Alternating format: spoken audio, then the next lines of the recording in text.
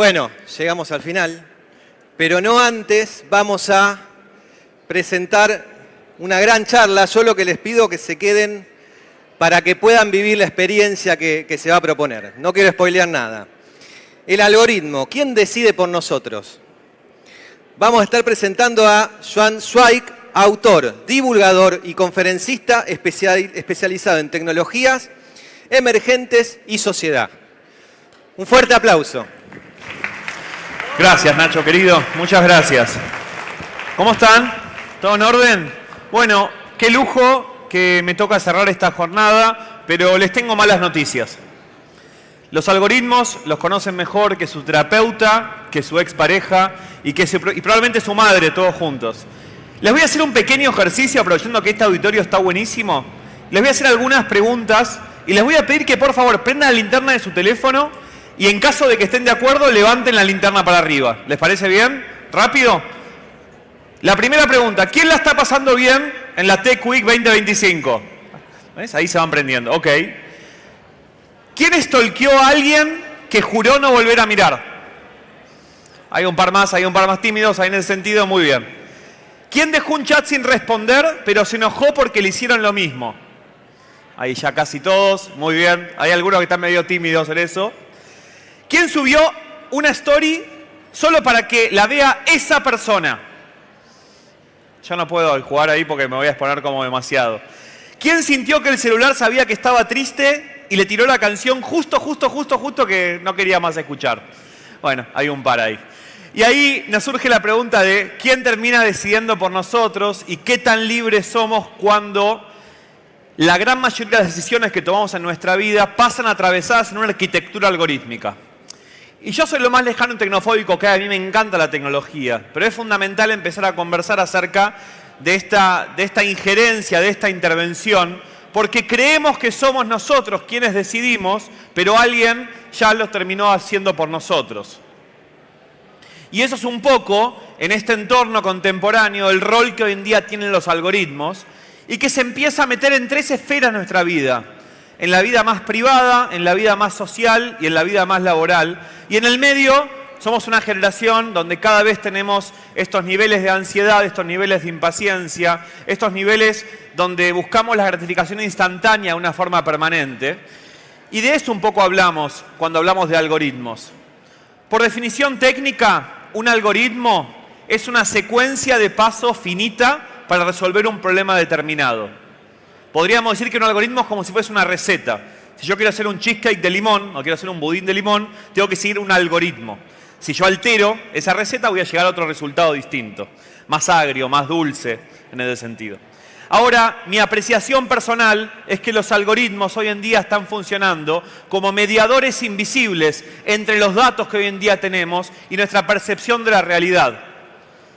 Porque nos conocen tan bien los algoritmos y por eso muchas veces nos encierran. Son tan cómodos, son tan apetecibles, que muchas veces terminamos cada vez más encerrados.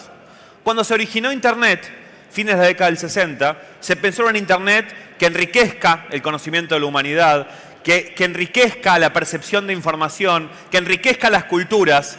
Y hoy en día pareciese que los algoritmos contemporáneos están cada vez más encerrándonos en burbujas de personalización cada vez más cerradas. Y muchas veces no nos informan, sino lo que termina haciendo es confirmando lo que ya creemos, acudiendo al sesgo de confirmación. Entonces terminamos muchas veces radicalizados sin darnos cuenta, polarizados sin darnos cuenta. Y lo empezamos a ver que los algoritmos muchas veces también, al no comprenderlos, si antes culpábamos a Dios por lo que no entendíamos, hoy culpamos a los algoritmos. El algoritmo no me está mostrando, el algoritmo me odia, el algoritmo me está castigando. No solamente en la vida privada, también en los procesos comerciales. Entonces terminamos glorificándolos. Y creo que hoy en día estamos frente a dos grandes pastillas, como la analogía, las dos grandes cápsulas, como la analogía de Matrix, de por un lado, mucha conveniencia algorítmica. Los algoritmos son apetecibles, los algoritmos son cómodos, son ricos, nos generan gratificación instantánea. Y por otro lado tenemos pequeños actos de conciencia o pequeños actos de rebeldía algorítmica. Que hoy en día ustedes estén sentados acá, en este auditorio, participando de la Tech Week 2025, es un gran acto de conciencia algorítmica frente a lo apetecibles, a lo cómodos, a lo rápidos que son los algoritmos contemporáneos. Y los algoritmos no son solamente código, terminan funcionando como arquitectos invisibles de nuestra cosmovisión, como guionistas invisibles de las decisiones que estamos tomando todos los días. Y no es un tema de demonizar a la tecnología ni hacer una apología a favor, porque los extremos en la vida no son buenos en nada, pero un foco forma parte de este entorno. En el amor, por ejemplo, los algoritmos reconfiguraron la forma de comprenderlo. Nunca hubo tantas opciones, pero muchas veces seguimos sintiéndonos cada vez más solos. Esta ilusión del inventario humano ilimitado. Si el amor en el siglo XIX era me corto un brazo por vos, y el amor en el siglo XX es el amor para toda la vida, la idea de la media naranja, los algoritmos terminan reconfigurando el amor contemporáneo hasta que surge un glosario del amor del siglo XXI, de prácticas que no son nuevas, pero que terminan exacerbadas, producto de una cultura algorítmica y de un juego donde los algoritmos están teniendo cada vez más preponderancia. Y terminamos viendo cosas como una artista española va a ser la primera mujer en casarse con una inteligencia artificial. El amor y el sexo con robots es una realidad inevitable. Un joven de 14 años se suicidó después de conversar con un chatbot. Empezamos a ver consecuencias de las algorítmicas de este juego que terminan afectando nuestras cosmovisiones. Mi novia le pide consejos a ChatGPT y me molesta. La IA se vuelve la tercera en discordia. Ya no es más un ser humano, es una IA. Hay una estadística que el 30% de las parejas adultas en la Argentina recurrieron a la inteligencia artificial para resolver algún temita de pareja. No voy a hacerlas prender a linterna con esto.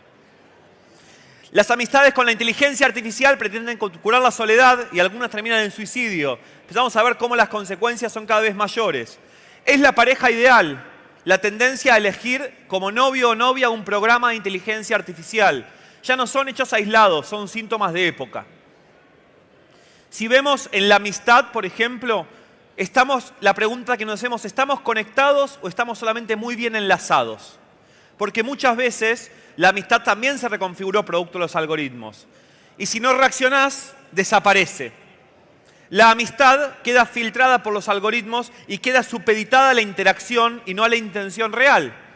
Seguramente ustedes tienen muchos amigos que les mandan 20, 30, 40 reels por día y para los algoritmos de las redes sociales es un mejor algoritmo que otros.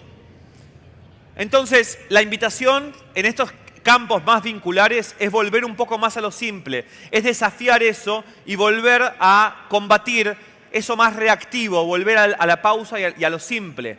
Si vamos al entretenimiento, también el ocio también fue automatizado, el aburrimiento pareciese que se murió. Hace un par de años, si uno seguía una cantidad de personas en Instagram, en un momento Instagram te iba a decir no hay más novedades para mostrar. Hoy es el máximo pecado capital eso de las redes sociales. Entonces, el algoritmo no quiere que vos disfrutes, quiere que te quedes. Están compitiendo por la retención permanente. Y nuestra atención es el producto. Desconectarnos, a veces, son actos de rebeldía. Vuelvo a esto, que ustedes estén acá escuchándome a mí, están haciendo un gran acto de rebeldía algorítmica. En la vida laboral ni hablar. El algoritmo muchas veces funciona como nuestro jefe, funciona como un intermediario que cambia las percepciones en el ámbito laboral. Vemos casos de, por ejemplo, compañías que despiden a seres humanos producto de decisiones algorítmicas. Vemos, ni hablar del caso de fijación de precios dinámicos, ni hablar de esto de cómo termina reconfigurando un montón de cosas de nuestro día a día en el ámbito laboral. Inteligencias artificiales que proponen de alguna forma también generar tareas específicas para empezar a seguir más esta cultura algorítmica. Y muchas veces trabajamos para las métricas y no para las personas porque los algoritmos les cuesta distinguir la calidad, solamente están viendo output. Entonces volvemos a esto. ¿Cuál es el output indicado? Y el proceso muchas veces queda en segundo plano. Entonces termina el algoritmo imponiendo ritmos permanentes, incluso cuando no está dirigiendo. Y eso es un poco las condiciones que hoy en día estamos atravesando. Y muchas veces lo que no se mide no existe y eso margina el costado humano del trabajo. Somos muy buenos y desarrollamos muchas herramientas para medir variables más duras. Somos bastante malos para medir variables más blandas y más humanas y de aprendizaje y de calidad. En la política también los algoritmos empezaron a reconfigurar la democracia. La democracia no se juega solamente más en las urnas, se juega en los feeds, se juega en los algoritmos de todos ustedes todos los días. Y eso empieza también a priorizar ciertos mensajes y a ocultar otros en ese sentido. Y estamos viendo cómo se rediseña el espacio cívico producto de decisiones algorítmicas. Y más allá del partido político y la ideología política que ustedes tengan. En la economía empezamos a ver cómo ya no operamos sobre el mercado opera sobre nosotros. Algoritmos tomando decisiones por nosotros en forma permanente. La fijación de precios dinámicos como realidad y uno de los secretos más utilizados por compañías, las más exitosas del mundo, que son decisiones algorítmicas, puramente. Entonces empezamos a ver cómo impacta en un montón de terrenos. Y este es un poco el campo que hoy en día estamos expuestos. Y ya me faltan pocos minutos.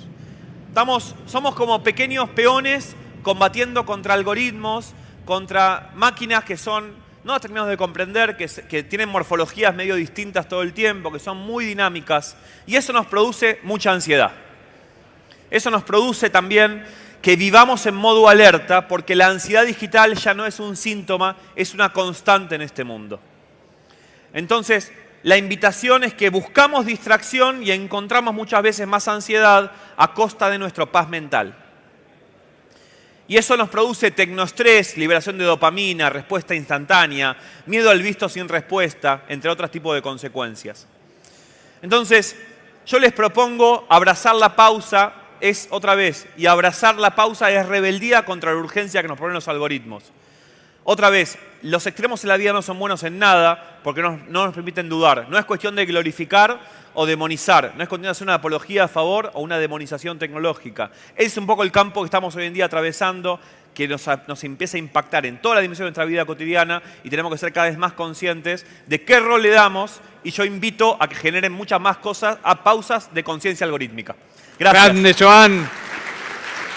Gracias. Tiempo récord, ¿eh? Récord. Nunca vi una charla dada tan rápido para entregar escenario. Un genio. Gracias, Alex. Otro orador por ahí no lo hubiese podido lograr, pero Joan tiene años de experiencia en esto. Bueno, cerramos las actividades de auditorio. Les voy a contar que siguen nuestras actividades en sala B, ¿sí? Que es la que está acá al lado. Aprovechen, por el pasillo van a pabellón 5 y a pabellón 6, donde están los food trucks, hablando de pausa, ¿sí? Acá en un ratito va a empezar el Social Media Day, un montón de charlas de inteligencia artificial relacionadas justamente con las redes sociales, pero con la pulsera de Saya no van a poder entrar. Si quieren seguir en este auditorio, tienen que volver a acreditación y comprar la pulsera de Social Media Day, ¿sí? Así que los invitamos a seguir con las charlas en sala o a ir a comerse algo a los 5 food trucks que hay para ese lado, ¿sí? Ahora van a ver que va a haber un poquito de movimiento, un poquito de desarme y la seguimos por ese lado. Muchas gracias.